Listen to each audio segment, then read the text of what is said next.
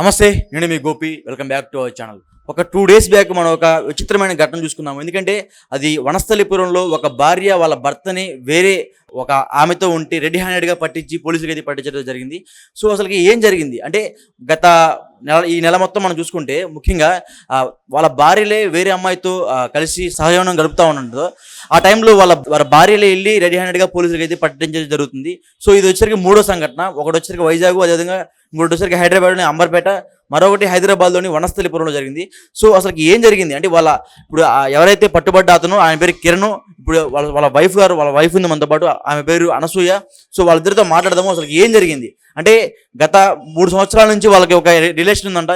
వాళ్ళ ఇంటి పైన రెంట్కుంటా అతన్ని ట్రాప్ చేసి సో ఇదంతా జరిగిందంట. అసలు ఏం జరిగింది పూర్తి వివరాలు అనసూయ గారు అంటే తెలుసుకుందాము. రండి మేడం, ఒకసారి రండి. ఏం జరిగింది మేడం ఒకసారి చెప్పండి. 1 year బ్యాక్ ఈ రిలేషన్ అనేది బయటకు వచ్చింది. మా హస్బెండ్కు రష్మిత అనే మా ఇంట్లో రెంట్కుండిపోయింది. తను రష్మిత అంటది, సుష్మిత అంటది, రోజా అంటది, రకరకాల పేర్లు. హస్బెండ్ ఉండడు, దుబాయ్లో ఉంటాడని అని చెప్పింది. దుబాయ్లో ఉంటాడు అని చెప్పి వచ్చింది ఇంట్లోకి.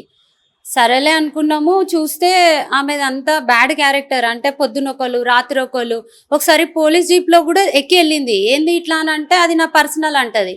ఇదేంది RBI కాలనీ మాది, కాలనీలో ఇట్లాంటివి జరగవు, ఇట్లాంటివి మేము యాక్సెప్ట్ చెయ్యము, వెళ్ళిపో నువ్వు అని చెప్పి మేము గొడవపడ్డాం. మా బావగారు, నేను, అందులో మా హస్బెండ్ రాలేడు. మా అత్తయ్య కూడా ఆమెకు సపోర్టే. నేను, మా తోటి గారాలు, మా బావగారు ముగ్గురం ఆమెతో గొడవపడ్డాం. వద్దు వెళ్ళిపో, మా కిరాయి లేకున్నా సరే తల్లి, ఇట్లాంటివి మాత్రం ఇక్కడ వద్దు, ఇవి సంసారాలు చేసుకునే ఇండ్లు అని చెప్పాము. అంటే ఏం చేస్తారో వేసుకోండి అని అప్పుడే రూడ్గా మాట్లాడింది. వామ్మో ఈమె ఎట్లానో ఉంది అని చెప్పే ఇంకా గట్టిగా మేము కూడా మాట్లాడినాం. అంటే మీ ఇంట్లో రెంట్కి వచ్చి ఆమె ఎన్ని సంవత్సరాలు అవుతుంది? అసలు మీ ఆయనకి అదేవిధంగా ఆమెకి ఎలా పరిచయం జరిగింది? అసలు 4 years బ్యాక్ రెంట్కి వచ్చింది. అంతకుముందే అది 1 నెల ఇటు అటు ఆమె పరిచయం అంట. మా ఆయన వాళ్ళ ఫ్రెండ్ నరసింహ అని ఉంటాడు, ఆయన ద్వారా ఆయన వాళ్ళ ఇంటి దగ్గర ఈమె అపార్ట్మెంట్లో రెంట్కుందంట. ఆమె కూడా పట్టుబడ్డదట నరసింహతోని. ఆమె రష్మిత ఆమె పట్టుబడితే అక్కడ వాళ్ళందరూ లేడీస్ కొట్టారంట. కొడితే ఇంకా ఆయన ఏం చేసిండు, మా ఆయన మీదకి మళ్ళీ చేసిండు ఆమెని. ఆయనని డబ్బుకు బ్లాక్మెయిల్ చేసినట్టుంది. సో ఈమె బిజినెసే అది, పట్టుకోవాలి, వాడిని ట్రాప్ చేయాలి, డబ్బులు తీసుకోవాలి అని ఎలా కొట్టేసేయాలి. ఆయనని బ్లాక్మెయిల్ చేసినట్టుంది. అది చెప్పేసరికి ఈయనకి ఇల్లుంది అని చెప్పినండ. చెప్పగానే ఇక ఈయన ఏం చేసిండు, మీ హస్బెండ్ కి ఇల్లు ఉందని ఆమెకు తెలిసింది. ఇక దసరా రోజు, బతుకమ్మ పండగ రోజు ఏమో బతుకమ్మ ఆడుతుంటే మా ఆయన నిల్చున్నారంట. మా ఆయనకు చెప్పిండంట ఇట్లా ఆమె బాగుంది ఇట్లా అని చెప్పి ఇట్లా నవ్వుకుంటా మాట్లాడుకుంటా ఇక డైలీ అక్కడ పోయి నిల్చోవడం, ఆమెను చూడడం, అటు ఇటు పోతుంటే ఆమె షాప్కి వెళ్ళడము. ఇక ఇద్దరు కాంటాక్ట్ చేసేసిర్రు. ఇక నరసింహ ఏం చేసిండు, మా ఆయనకి ఆమెకి కన్వర్జేషన్ చేసేసిండు. ఇద్దరు ఐ టు ఐ కాంటాక్ట్ లాగా పరిచయం ఏర్పరచుకున్నారు. ఇక మా ఆయన మెల్లగా ఇంట్లోకి తీసుకొచ్చేసిండు. ఇల్లు ఖాళీ ఉండే పైన 3 bedroom. మా మామయ్యకి అప్పుడు బాగాలేకుండే, కిరాయికి తీసుకొచ్చిండు. మా అత్తయ్యని అడిగినాము, హస్బెండ్ లేడన్నామని ఎట్లా ఇంట్లో పెట్టుకుంటామంటే ఏమైతే దుబాయ్లో ఉండంట, వాళ్ళ అమ్మ ఉంటుంది అని. వాళ్ళ అమ్మ రానే రాదు, నెలకు ఒకసారి వస్తుంది ఆమె. ఎప్పుడు పిల్లలు ఈమెనే ఉంటుంది. ఆమె ఏం చేస్తుంది, పొద్దున పోతుంది, పిల్లల్ని వదిలేసి, పిల్లలే ఉంటారు ఇద్దరు. ఈమె రష్మిత పొద్దున్న వెళ్ళిపోతుంది, ఎటు పోతుందో తెలియదు. మళ్ళా రాత్రి 12 గంటలకి, లేదంటే రాత్రి 12 గంటలకు పోతుంది, మళ్ళా పొద్దున 4 గంటలకు వస్తుంది గేట్ తీసుకొని.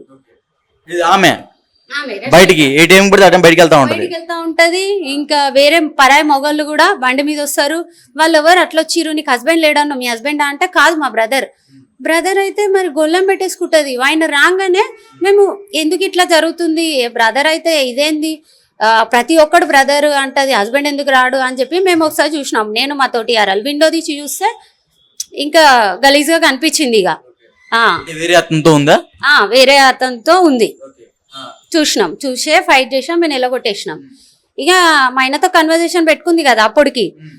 అప్పటికి ఒక మెసేజ్ కనిపించింది, మటన్ చికెన్ తీసుకురా అని చెప్పి మా ఆయనకి మెసేజ్ చేసింది 4 years బ్యాక్. నేను అదంతా నలుగుట్లో పెట్టా, మా ఇంట్లో వాళ్ళ మధ్యలోనే పెట్టా. నలుగుట్లో అంటే బయట వాళ్ళు కాదు, మా బావగారు, మా తోటి యారాలు, మా అన్నయ్యకి కూడా చెప్పా. నాకు ఫాదర్ లేదు నాకు ఫాదర్, అమ్మ, 2 అన్నయ్యలు, వాళ్ళే నాకు కష్టపడి కట్నం ఇచ్చి 7 లక్షలు 10 తులాల బంగారం జమ చేసుకొని, మా నాన్న ఏం సంపాదించలేడు, ఊర్లో పొలం ఒకటే ఉంది మాకు, ఇక్కడ మాకేం ప్రాపర్టీస్ లేవు, మా అన్నలు ఓన్గా కష్టపడి రాత్రి పగలు కష్టపడి ఒక చెల్లెనని చెప్పి రూపాయి గొడవ పెట్టుకొని 7 లక్షలు జమ చేసుకొని 10 తులాల బంగారం నేను ఒక్కదని చెప్పి మంచిగా ఉండాలి చెల్లె లైఫ్ బాగుండాలి అని చెప్పి ఆయనకి జాబ్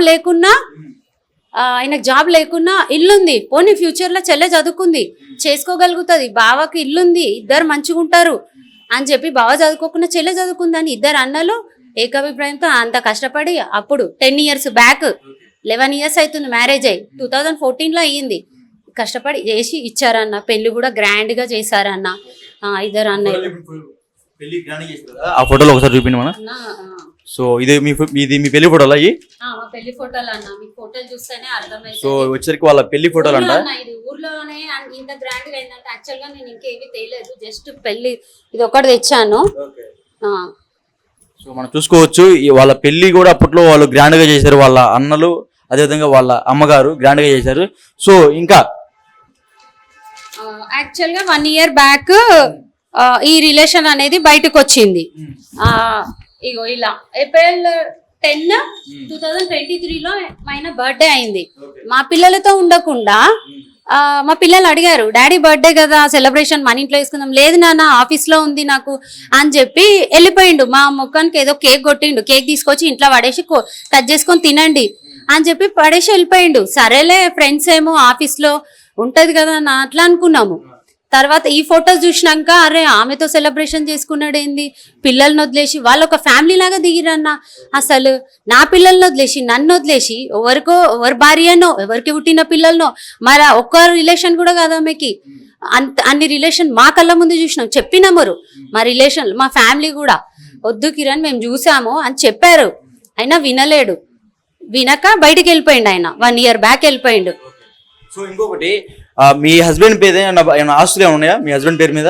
లేవన్నా, ఇల్లు ఒకటి మా మామయ్య గారు లేరు, అత్తమ్మ ఉంటది. యాక్చువల్ గా అత్తమ్మ సపోర్ట్ కూడా లేదు నాకు. మా అత్తమ్మ RBI రిటైర్డ్ ఎంప్లాయ్, మా మామయ్య రిటైర్డ్ ఎంప్లాయ్. అత్తమ్మకి 30,000 పింఛన్ వస్తుంది. నేను అడిగా, అత్తమ్మ ఇట్లా అవుతుంది కదా కొంచెం హెల్ప్ చేయి, ఇద్దరు ఆడపిల్లలు 10 years 5th class 6 years 1st class help అయ్యత్తమ్మ ఆడపిల్లల ముఖం చూడంటే నేను ఎందుకు ఇవ్వాలి కేసు పెట్టిను అంటే, అన్న నన్ను వద్దన్నాడు, నాకు న్యాయం కోసం నేను పెట్టానన్న, వద్దన్నందుకే పెట్టినా నేను. చిన్న గొడవలు అయినాయి అన్న, సహజం అది. మాకు మధ్యలో 10 years అయిన రిలేషన్ అయితే చేయడు కదన్న. నేను మంచిదాన్ని కాకపోతే నేను తిట్టుంటే 10 years సహజీనం అనేది అవ్వదు. 1 yearలోనే నన్ను వద్దంటాడు ఆయన. 10 ఏళ్ళ సంసారం చేసి ఎవరో లేడీ బయటకు వచ్చినాక బయట పెట్టినాక నువ్వు మంచిదాని కాదు, నువ్వు తిండి పెట్టలే, వాళ్ళ అమ్మ కూడా అట్నే అంటది. అంటే ఇక కొడుకుకి సపోర్ట్ చేస్తుంది, చెయ్యి కొడుకు, కానీ మాకు కూడా హెల్ప్ చేయాలి కదా కొడుకు. అసలు మీ హస్బెండ్ మీ దగ్గర నుంచి ఎంత కాలంగా దూరంగా ఉన్నారు, ఎప్పటి నుంచి దూరంగా ఉండటం జరిగింది? సంవత్సరం అన్న 2023 జూన్లో వెళ్ళిపోయిండు. ఈ 2024 జూన్ కి సంవత్సరం అయిపోయింది. జూలై సంవత్సరం కూడా అయిపోయి 1 నెల కూడా అవుతుందన్న. సంవత్సరం కాలంలో ఒక్కసారి కూడా మీ హస్బెండ్ మిమ్మల్ని మీట్ అవ్వలేదా? లేదన్న, మా చిన్న పాప బర్త్డే అయింది, అప్పుడు కూడా కేక్ పంపించాడు కొరియర్ ద్వారా. సో నాకు బాధ అనిపించింది అన్న, ఎందుకంటే నువ్వు అమెరికాలో లేవు, ఆస్ట్రేలియాలో లేవు, వేరే ఊర్లో లేవు, హైదరాబాద్లోనే ఉన్నావు, అక్కడ సరౌండింగ్లోనే ఉన్నావు, నీ బిడ్డకు నువ్వు కొరియర్ చేయడం ఏంది కేక్ అని చాలా బాధ అనిపించి ఫోన్ చేసి కూడా చెప్పిన, కొరియర్ ఎందుకు చేసినావు, నీకు ప్రేమ ఉంటే వచ్చి కట్ చేపియనుంటివి, అంత సమయం లేదా నీకు, నీ కన్న బిడ్డకు కేక్ కట్ చేపించేంత సమయం లేదా నీకు? మీ కన్న బిడ్డలకి కేక్ కట్ చేపించడం కాకుండా వేరే వాళ్ళకి కేక్ కట్ చేపిస్తున్నాడు. అయితే అట్లా నేను ఫోన్ చేసి కూడా అట్లా పంపించడం కరెక్ట్ కాదు, నువ్వు కొరియర్ నుంచి పంపిస్తున్నావు, నువ్వు ఆమె దగ్గర ఉన్నావో ఏడున్నావో తెలియదు. సో ఆమె నుంచి నాకు ఇప్పుడు ఉంచుకున్న వాళ్ళు ఎందుకు ఉంచుకుంటారన్న, ఆస్తికో పైసకో ఏదో ఒకదానికి ఉంచుకుంటారు, ఆమె ఇల్లుకే ఉంచుకుందని అర్థమైపోయింది. ఇది ఇందాక మేము ఒక చాటింగ్ చూసాము, ఆ చాటింగ్ లో ఆమె మీ హస్బెండ్ ఒక 30 లక్షల్లో ఇల్లు చూడు బాగుంటది అన్నట్టు, ఆ చాటింగ్ హిస్టరీ ఏంది అన్న? అది కన్వర్జేషన్ మొత్తం బయటకు వచ్చింది 1 year బ్యాకే. 35 lakhs లో ఇల్లు చూస్తా, మనకి ఈజీగా ఉంటది, ఈ కిరాయిన్లు అయితే వీళ్ళు ఎలా కొడుతుర్రు వాళ్ళు ఎలా కొడుతుర్రు అని చెప్పి 35 lakhs లో ఇల్లు కొనిస్తా అని అంటే అవును ఆమంటుంది, అవును కొనియాలే అన్నట్టుగా మాట్లాడు. మీ హస్బెండ్ ని డిమాండ్ చేస్తున్నట్టు మాట్లాడుతుందా? సో ఇది ఈ చాటింగ్ హిస్టరీ మొత్తం మీ అత్త మామూలు చూపించావా? చూపించానన్న, చూపించినా కూడా లేడంటున్నాడు కదా ఆమెతో. అదేదో అప్పుడేదో క్యాజువల్ గా, అది అసలు నిజాలు కావనే అంటున్నారన్న. అవి నిజాలు కావే అని అంటే 1 year నుంచి పోరాడినామన్న. నేను మా అన్న చాలా కష్టపడ్డాడు అన్న. ఎందుకంటే నాకు తండ్రి ప్లేస్, నా అన్న ఉండపట్టే నేను ఇలా ఇక్కడ కెమెరా ముందు కూడా మాట్లాడగలుగుతున్నా, నా పిల్లలు స్కూల్కి వెళ్ళగలుగుతున్నారంటే కూడా నా అన్న పుణ్యమే అన్న. యాక్చువల్ గా చెప్పాలంటే అన్న వదిన వాళ్ళ పుణ్యమే. సో ఇంకొకటి, మీరు రెడ్ హ్యాండెడ్ గా పట్టుకున్నారు కదా, ఆ టైంలో పోలీసులు ఎటువంటి స్పందించలేదు. మరి రెడ్ హ్యాండెడ్ గా పట్టుకొని మీరు పోలీసులకు అప్పచెప్పారు. సో పోలీస్ కస్టడీలో తీసుకున్న తర్వాత వాళ్ళు ఏమన్నారు, మీకేం చెప్పారు, వాళ్ళకేం చెప్పారు? అన్న చేసామన్న, కాల్ చేసాం రెడ్ హ్యాండెడ్ గా పట్టుకొని కూడా. ఎందుకంటే వాళ్ళు కాంప్రమైజ్ లెటర్ రాసి ఇచ్చిర్రు మాకు. ఈమె రష్మిత, మా ఆయన కిరణ్ కుమార్ 1 year బ్యాక్ గొడవలు అయినప్పుడు ఆమెను పిలిపించారు PS లో. లేదు నేను పోను, ఆయనతో మాట్లాడా, ఈయన కూడా ఆమెతో వెళ్ళా, ఆమెతో మాట్లాడా అని PS లో నాకు ఒక లెటర్ ఇచ్చారన్న, సైన్లు చేశారు. మేము ఆమె జోలికి పోము అని మేము కూడా చేసాం. ఎందుకంటే మా ఆయన జోలికి రాదు, మా ఆయన మీద కేసు పెట్టిందన్న. ఆమె నన్ను రేప్ చేశాడు, నా డబ్బులు బలాత్కారం చేసుకున్నాడు, ఇట్లాంటివి కేసు పెడితే వాళ్ళు ఏమన్నారు, నీ తీసేస్తుందంట కేసు. సో మీ ఆయన దగ్గర కూడా పోదట, మరి లేదంటే మీ ఆయన జైల్లో కూర్చుంటాడు, నువ్వు వాళ్ళ జోలికి పోవద్దు అని నా సైను, మా అన్నయ్య సైను తీసుకుంటే పెట్టినాం కూడా అన్న. సరేలే భర్త జైలుకి పోతే బాగుండదు, అంత కాంప్రమైజ్ అయిపోతుంది కదా అని సరే అని సైన్ చేసిన అన్న. అదే పాపం అయిపోయింది. సైన్ చేసిన ఇక దగ్గరికి రాము, పట్టుకోరు అని చెప్పి ఎక్కడో ఇక ప్లేసులు మారుస్తూ ఉన్నారు. నాకు ఒక వనస్థలిపురంలో రీసెంట్గా ఒక 2 days బ్యాక్ చేసి చెయ్యంగా దొరికిరన్న. సంవత్సరం సతాంచిరన్న, లెటర్ రాసి ఇచ్చి కలవము అని చెప్పి కూడా కలిసిర్రన్న. చాలా చాలా ఎట్లా అంటే ఆమె కెమెరా పెట్టుకుంది. ఇంకా ఇల్లు ఎట్లుందంటే ఓనర్స్ ఉండరు, అక్కపక్కన వాళ్ళు ఉండరు, ఇల్లుకి మధ్య గ్యాప్. ఆమె గేట్కి లాక్ వేసుకుంటుంది. అంటే మా హస్బెండ్ పక్క గల్లీలోకి దింపంగానే బయట షికార్లు చేసుకుంటారు. అలా పిల్లల్ని వేసుకొని మా ఆయన షికార్లు, సినిమాలు, ఇంకా రూమ్స్, హోటల్స్ చేసుకొని అక్కడ సందులో దింపాలి. ఈమె దెబ్బ ఇంట్లోకి పోయి లాక్ చేసుకోవాలి గేటు, డోరు. ఎందుకంటే ఎవరైనా వస్తారు, మాకు లెటర్ రాసి ఇచ్చింది కదా, వస్తారేమో అని. అట్లా అంటే మీ హస్బెండ్ కి జాబ్ చేయట్లేదు అన్నారు, మీ హస్బెండ్ కి డబ్బులు ఎక్కడి నుంచి వస్తున్నాయి? మరి జాబ్ చెయ్యట్లేరు అంటే అన్న, జాబ్ చేయకుండా ఎవరు ఉండరు. సంవత్సరం నుంచి ఒక మగ మనిషి ఆమె పట్టుకుందే డబ్బుల కోసం. సో ఏదో ఒకటి చేసుకుంటాడు, కానీ మాకు డబ్బులు ఇవ్వాల్సి వస్తుందా అని జాబ్ చేస్తున్నా అని చెప్పట్లేడు అన్న. ఆయన చెయ్యట్లేదు. మా అడ్వకేట్ అడగంగా స్విగ్గీ అని చెప్పిండు, డైలీ వేజెస్ లాగా. సరే చేస్తున్నావు కదా బాబు, మరి అట్లీస్ట్ పిల్లలకి ఇవ్వాలి కదా, ఏడికేని వస్తుంది? ఒక ఆడ మనిషి ఎట్లా పిల్లల్ని పోషిస్తుందా అంటే కేసు పెట్టింది కదా. అంటే కేసు ఎందుకు పెట్టినా? నువ్వు నన్ను వద్దన్నందుకు, ఆయన నన్ను వద్దు, నాకు ఈ వద్దు అంటే ఎందుకు వద్దు, కారణం ఏంది? నేనేం తప్పు చేసినా? నేను తప్పు చేస్తే నువ్వు వద్దనాలి. నువ్వు తప్పు చేసి నువ్వు ఇట్లా చేసినావు, ఇది కరెక్ట్ కాదు, మంచిగుందా మిక మీద అంటే వద్దు అని నన్ను అంటున్నాడు ఆయన. సో ఇంకొకటి, ఆమె మీద ఆల్రెడీ ఒక కేసు ఉందంట. అసలు ఏంటి ఆ కేసు, ఆ స్టోరీ ఏంది? ఆల్రెడీ ఆమెకి ఒక 3 FIRలు కూడా ఉన్నాయంట. అసలు ఆ FIRలు కూడా ఏంది? సో దాని గురించి చెప్పండి మీరు ఒకసారి. ఇంతకు ముందే వాళ్ళ హస్బెండ్ వాళ్ళ ఫ్రెండ్ అట, ముస్లిము, అఫైర్ అంట, దాని దగ్గర డబ్బులు తీసుకొని వాడిని ఎల్లగొట్టేసిందంట. తర్వాత ఆమెకి ఇల్లుండేనట నాగోల్లో. ఇల్లుంటే దాన్ని అమ్మడానికి పెట్టిందట. పార్టీ వస్తే అడ్వాన్స్ తీసుకుందంట. అప్పటికి మైనని వెంబడ పెట్టుకుని తిరుగుతుంది. డబ్బులు ఇచ్చిరట. ఎంత ఇచ్చిరో లక్షలనే అడ్వాన్సులు. అంటే ఇంక ఇల్లు అడ్వాన్స్ అంటే లక్షలనే ఉంటుంది. తీసుకొని మాట మార్చేసిందంట. నేను ఇప్పుడు అమ్మదలుచుకోలేను అంటే, మరి రిటర్న్ ఇవ్వమ్మా డబ్బులు అంటే ఇవ్వా, ఏం చేసుకుంటావు? డిమాండ్ అనమాట. అట్లా డిమాండ్ చేసి మోసాలు చేయడం. ఆయన ఏం చేసిండు, ఇక కేసు పెట్టిండంట. పలానా ప్లేస్లో పలానా ఇల్లు అడ్వాన్స్ తీసుకుంది, ఇవ్వనంటుంది అని కేసు చేసిండు. రిటర్న్ ఈమె కూడా ఫైట్ చేస్తే ఆయన ఫైట్ చెయ్యంగా ఎంతో కొంత దీనికి సెటిల్మెంట్ చేసి వదిలించుకొని బయట పడ్డాడంట. ఆయన కూడా చెప్పిండు మాకు, ఆ కేసు పేపర్లు కూడా ఇచ్చిండు. ఆమె అంతటి చండాలమైన మనిషి ఆమె. చాలా మంది ఇంకా FIRలు ఉండే, ఎంతో మంది మగ పురుషులను లోపరుచుకుంది ఆమె. సో వాళ్ళ హస్బెండ్ కూడా ఈ విషయాలన్నీ తెలుసు అంట. సో అతనితో కూడా మనం మాట్లాడదాం ఒకసారి. సో అతను కూడా ఆమెను వదిలేశాడు లేదా ఎట్లాగా?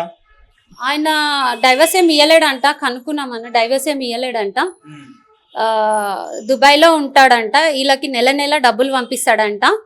డబ్బులు పంపిస్తే అవి తీసుకొని పిల్లలకు వాడుకొని పెద్ద ఇళ్ళలో కిరాయి ఉంటుంది అన్న. మాది 3 bedroom తీసుకుందామే. అప్పుడే మాకు డౌట్ వచ్చి క్వశ్చన్ చేసినాం మా అత్తమ్మని, మా ఆయనని.